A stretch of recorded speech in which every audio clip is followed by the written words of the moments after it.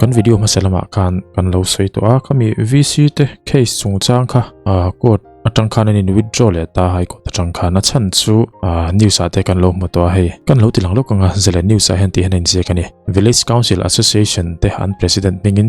kota zual ko non le tikha aron lang le tan zual ko ngun khop maya po ni sela heta hen ti hen je kani achan berakha all Mizoram village council association president kel ngai zola ne na tanga thudon danin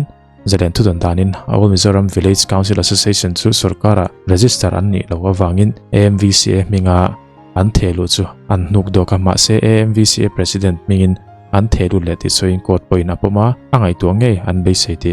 asoi tinetani heta hianin omzia chu AMVCA te hi sarkara in register polang khan ni lem lo wangin mo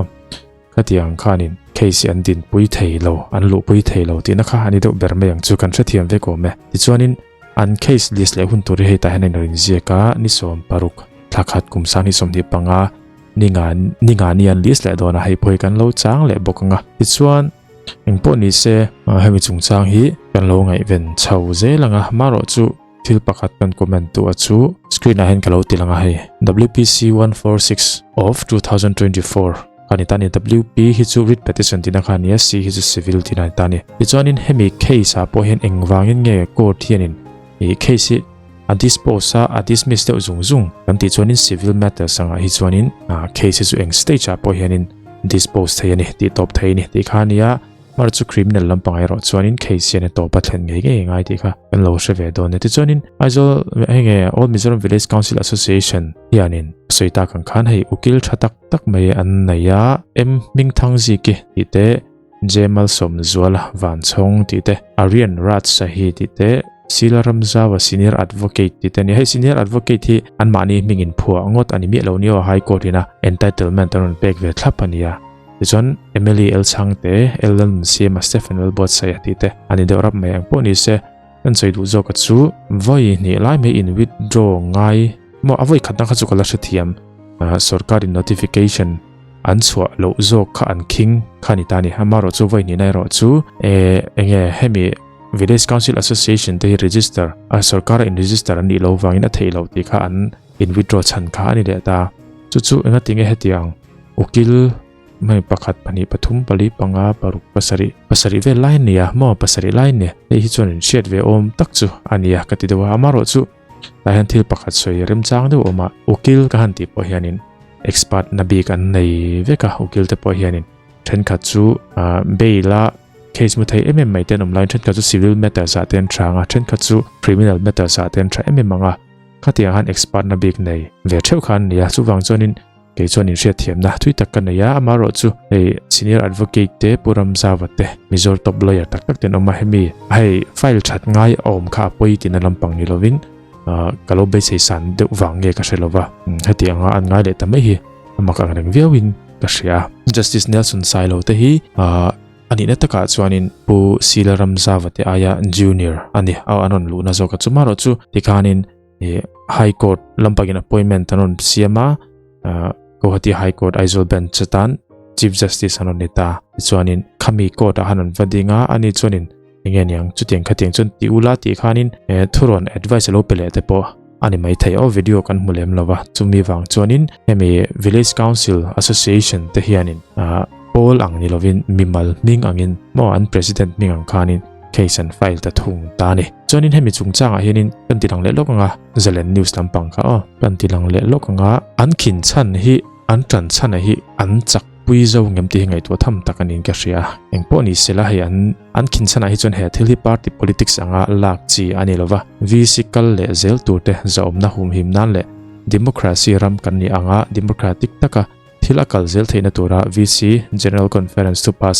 bo zui zel na ani atibok ani ti hi kan mune engpo ni sela eta hianin engting ka soeng o democracy ram kan ni angin ti hi anron tran chan ve boka amaro chu sarkar hianin adu le anom le maka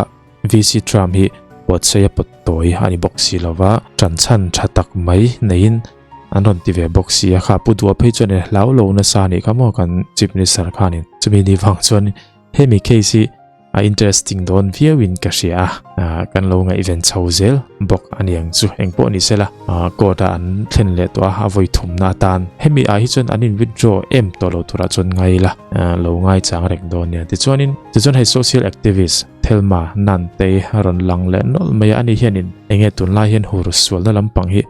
VM maya mapo alana sani FIR te po thelu khamom ti chonin kan chiar chenga thelma nan te pacho chon hursual na rolutuk to na konga malakna kaljela aibok MHCP tenen thokhawin aizol nai chimlama khopakhata hursual na thila langsar tak pakhat te ina hun mangin titolo turin warning an pe aron tini ei hi tu tenge ti kha ming ti lan chini rem lova amaro chu anwa kalchela te hianin titolo turin thon wa pe enge hursual na konga han anwa ti pokha e kan thalem lova kan blai nang reng khop me he chia tu te chumo ehuna hen aibok khwa MHCP president le thelma nan te pacho chuan an kalchan tele fuina thu toyan soi thelma nan te pacho chuan tun lai hursual na kan society le kan christian na ti chemek tu ang chi te chu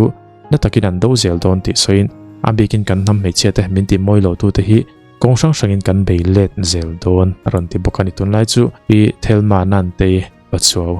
alar view maya maro chu ani po hian in chir zaw ve deuh chu ngain ka ria entinan hei hursual na han tingot lai po hi engchin hinge sual nia engchin hinge sual lo mo Bible context ang khan karon tilem lo ni chu India ma omkan nia India ma hianin engchin hinge sual ni engchin hinge sual lo mo khatiang po kha ain chiar zawa ain zir vena sat view chu angain ka ria engemo waisen luata hian thilti sual pal te po om ve thei nia film khur turin kan chani ta sela hemi wa hen ka support lo ve tina lampang ero chu ani me lo ni di zong khatung tum video chini sela karon tlang chon hem vak lo he news po himo engpo ni se in mudan te in ngai dan te in lo soi ve nga hei VC chungchang hi comment section a khan chen kha chon in lo soya anin withdraw le thawang kha in lo tia an din ma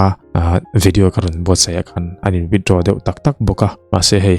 akal phung dan tu dik takinan tilnon le ngat maya a travel win ka ria shet acha kom to khop mai an case update le pomo maro chu motion stage khan an omle te photanga punchula do review don in ka ria